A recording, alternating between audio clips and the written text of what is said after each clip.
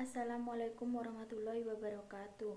Di sini kami dari kelompok 7 yang beranggotakan Kuku Dwi AP, NPM 1701010077, Christine Chandrawati, NPM 1901010009,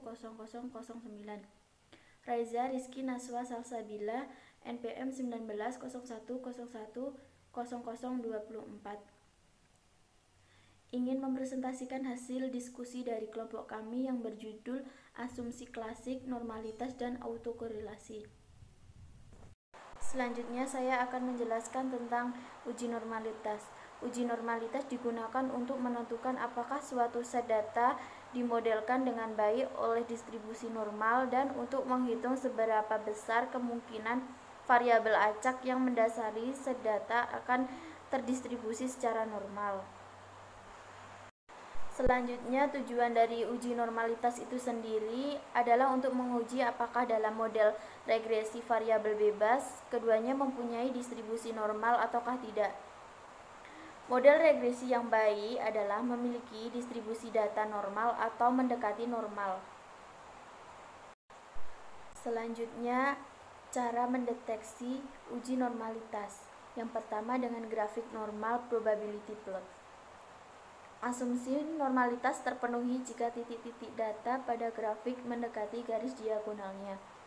Yang kedua, untuk memperkuat pengujian dapat dipergunakan dengan cara uji Kolmogorov atau Smirnov. Yang kedua, C kuadrat atau X2. Yang ketiga, kurtosis dan squamous. Jika residual tidak normal tetapi dekat dengan nilai kritis atau misalnya signifikansi Kolmogorov-Smirnov sebesar 0,049, maka dapat dicoba dengan metode lain yang mungkin memberikan justifikasi normal. Jika jauh dari kata normal, maka dapat dilakukan beberapa langkah, yaitu yang pertama, melakukan transformasi data. Transformasi data dapat dilakukan ke dalam bentuk logaritma natural, akal kuadrat, inverse, atau bentuk yang lain tergantung dari bentuk kurva normalnya. Yang kedua adalah melakukan trimming data atau menambah data observasi. Apa model regresi memenuhi asumsi normalitas?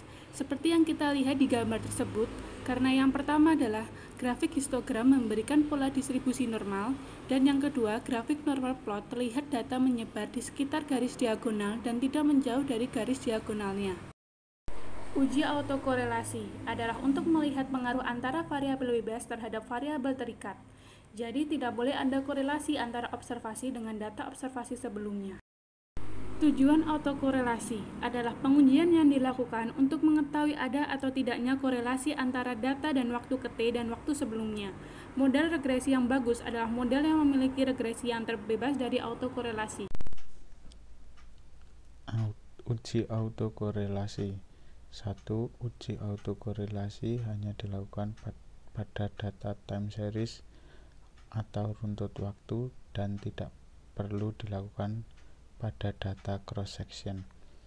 Yang kedua, cara mengulangi masalah autokorelasi adalah dengan mengubah mode regresi ke dalam bentuk persamaan beda umum. Slide selanjutnya, cara mengatasi adanya autokorelasi. Yang pertama, biarkan data apa adanya jika ditanya cross-seksional.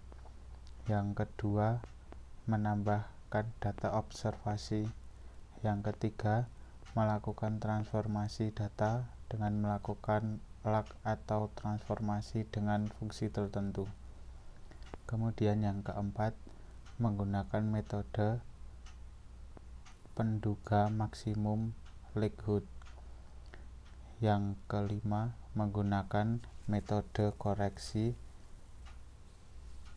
concrete or good. Kemudian yang keenam, menggunakan pendekatan autoregresif atau AR. Slide selanjutnya, faktor penyebab autokorelasi. Yang pertama ada data mengandung pergerakan naik turun secara musiman. Yang kedua, keliruan manipulasi data. Yang ketiga, data yang dianalisis tidak bersifat stasioner. Kemudian yang keempat, data yang digunakan bersifat runtut. Kemudian yang kelima, adanya keterlambatan atau lag. Kemudian yang keenam, adanya hubungan variabel pada observasi yang diperoleh dengan variabel pada observasi sebelumnya. Kemudian yang ketujuh, adanya bias spesifikasi atau mengeluarkan variabel yang benar dari persamaan model karena alasan-alasan tertentu. Terima kasih, sekian presentasi dari kelompok kami. Jika ada salah atau kekurangan, kami mohon maaf. Wassalamualaikum warahmatullahi wabarakatuh.